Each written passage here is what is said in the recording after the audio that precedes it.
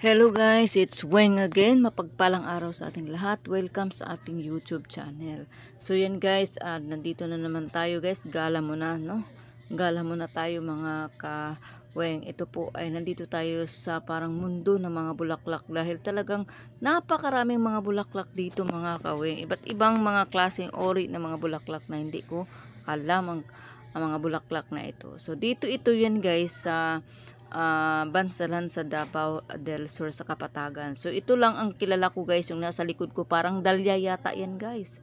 Yan, dahlia yata yan, pero hindi ko din sure kung dahlia ba talaga. Parang dahlia nga, no, kapatid ni Dulyo. Charot, joke lang.